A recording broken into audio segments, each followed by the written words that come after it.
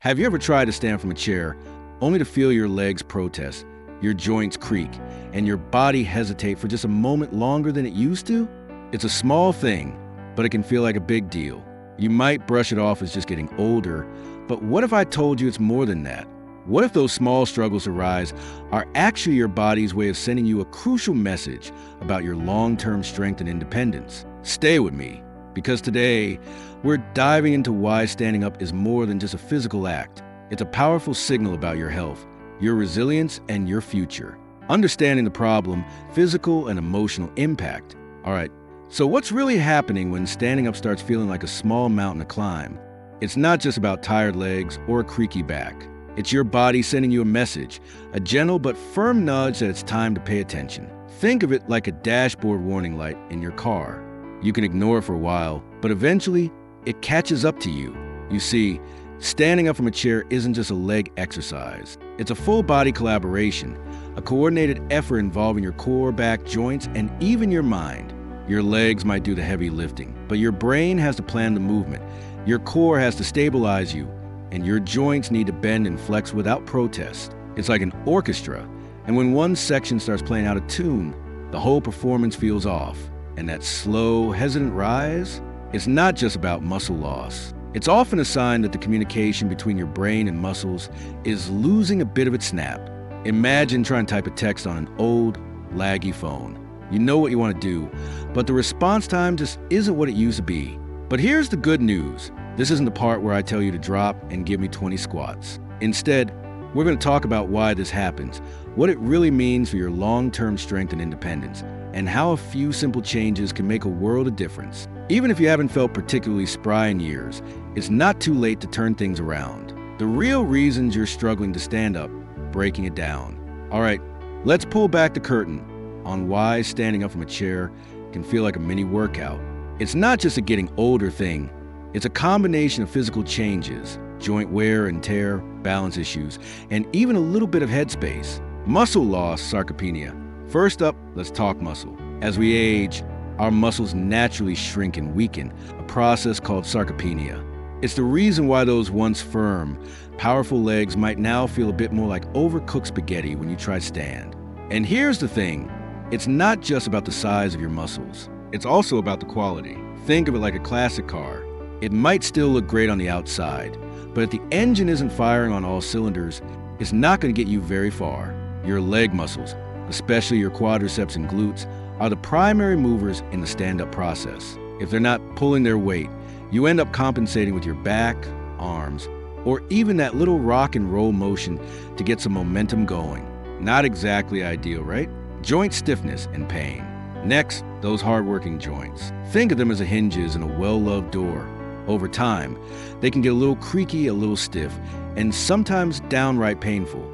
If you're dealing with osteoarthritis or just a natural wear and tear of decades of walking, climbing stairs, and maybe a little too much couch time, that chair might as well be a low couch.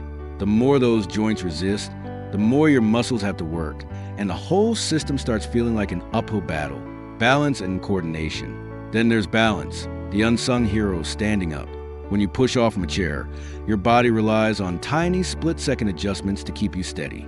If your balance is off, the whole process can feel like trying to stand up on a moving train. And here's the kicker. Your balance isn't just in your legs. It's your core, your ankles, even the tiny muscles in your feet all working together like a tightly choreographed dance. Mind-muscle connection. And then we have the mental side. If you're not regularly challenging your body, the connection between your brain and your muscles starts to weaken, like an old phone line with too much static. That hesitation you feel isn't just your muscles being stubborn. It's your brain double-checking every move, like a cautious driver tapping the brakes. Fear and hesitation. Finally, let's talk about the fear factor. If you had a fall, or even just a close call, your brain files that away like a warning sign. It starts treating every attempt to stand as a potential risk, creating a small but powerful hesitation that turns what should be a simple move into a cautious, slow-motion effort. And when your brain hesitates, so do your muscles, creating a vicious cycle that can be hard to break. Rebuilding strength and confidence, practical steps to stand tall again. All right, now that we've looked at what's holding you back, let's focus on moving forward. The good news is, It's never too late to rebuild your strength and confidence. You don't have to train like a 20-year-old or sign up for an intense boot camp. Just a few small, consistent actions can make a world of difference. And I promise, no one's going to ask you to run a marathon. Step 1. Strengthen your foundation, legs and core. Let's start with the basics, your legs and core. These muscles are the powerhouses that get you up and moving. When they're strong, the rest of your body feels the support. Here are a few simple ways to wake them up. Chair squats. This one's a classic for a reason. Simply stand up from a chair without using your hands. Then sit back down slowly. Start with 5 to 10 reps. And don't worry if it feels a bit wobbly at first. That's just your muscles remembering how to work together. Over time, you'll find your strength and your confidence growing. Wall sits. Lean against a wall.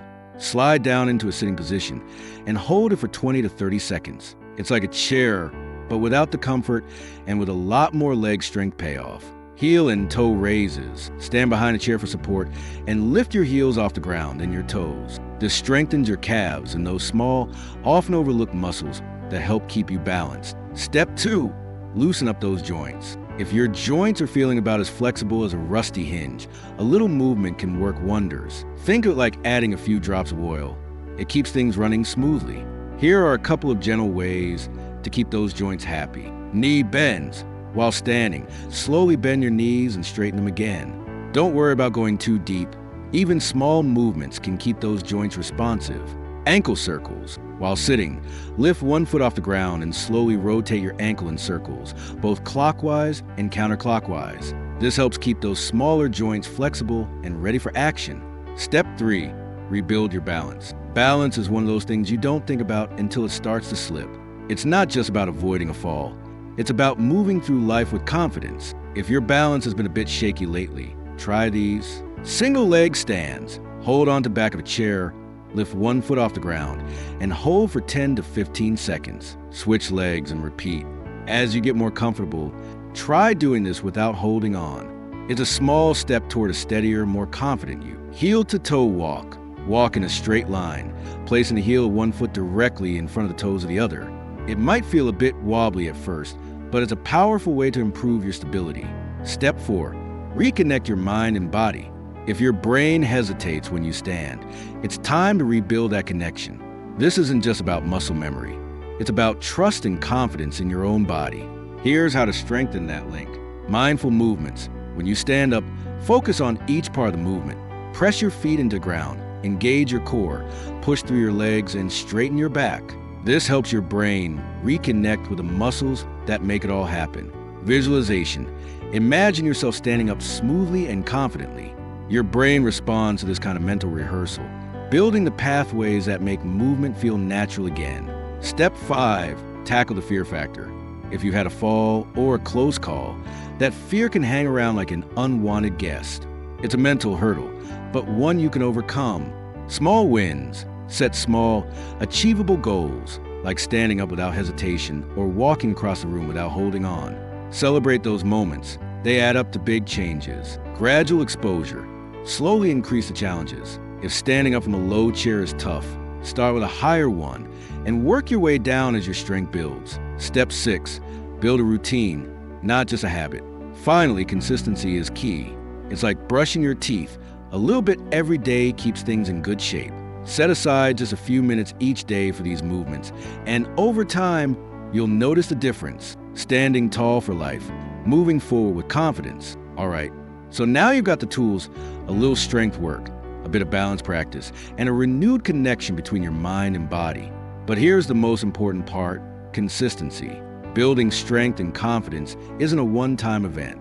It's a journey, one step at a time, one small victory after another.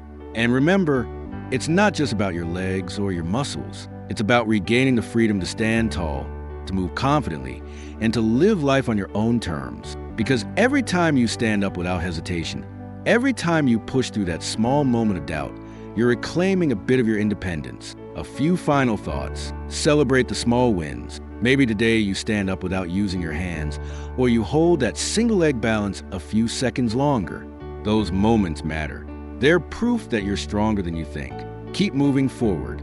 Some days will be better than others. That's just life. The important thing is to keep moving. Every small effort counts. Remember your why, whether it's your family, your own sense of independence, or just the joy of being able to move freely. Hold on to that reason. It'll keep you going on the tougher days. Share your wins. If you found this video helpful, drop a comment below and share your progress. You might just inspire someone else to take that first step. And finally, don't forget to subscribe if you want more tips on staying strong, sharp, and independent for years to come. Your support helps us keep creating content that matters. Thanks for spending this time with me today. I hope you stand up from your chair a little taller, a little prouder, and a lot more confident. Until next time, keep moving, stay strong, and take care of yourself.